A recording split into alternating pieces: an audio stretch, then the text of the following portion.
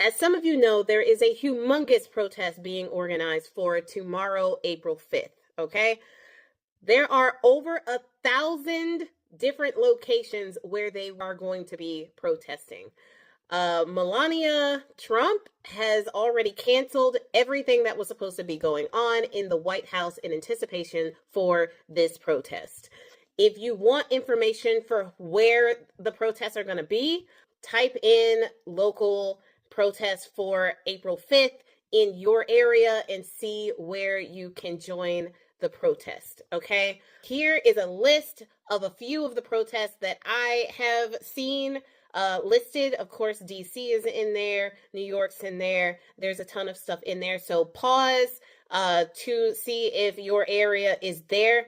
Okay, so that is information for the protests. It's going on tomorrow. It should be huge. Now, Black people, come down to the front. Now I'm talking to Black folks.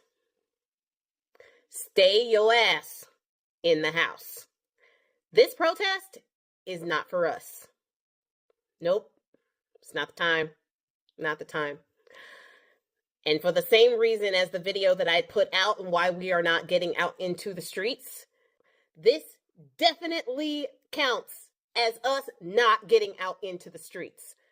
Being that Melania has already canceled events at the White House that was supposed to be in anticipation for this protest, they are already setting a narrative that these protests are going to get violent. So we do not want to be out there when they try to start this narrative of violent protests. Get what I'm saying? Because if we go out there in big enough numbers to matter, that is where the narrative is going to go.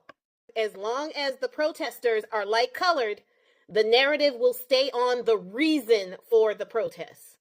As soon as the protest becomes a darker shade, the protest narrative that the right is trying to spin will also spin that way.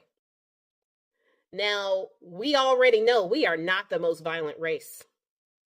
By far, not the most violent race.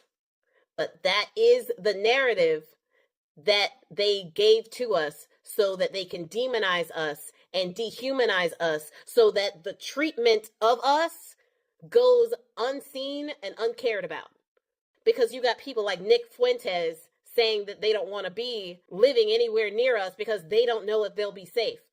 Meanwhile, mass unalivings, they apparently feel very safe with, and we know what demographic that is. And if you have a problem with me saying that, you are probably part of the problem.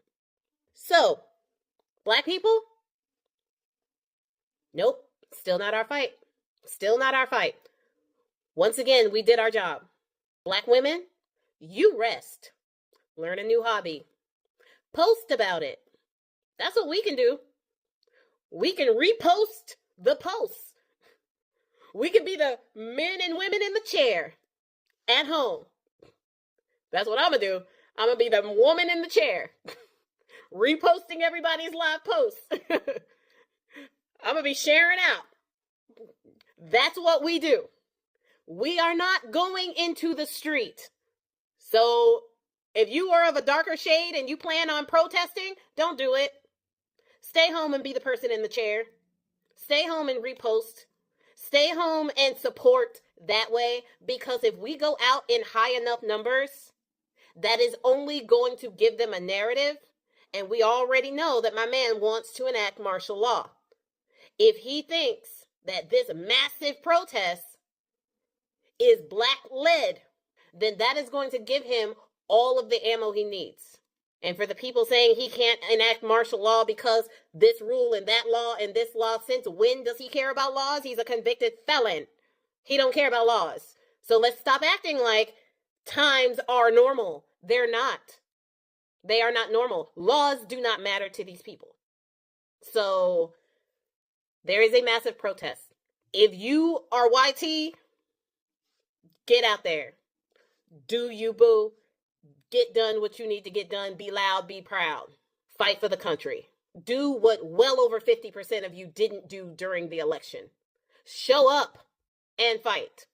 Black people, stay your earth at home.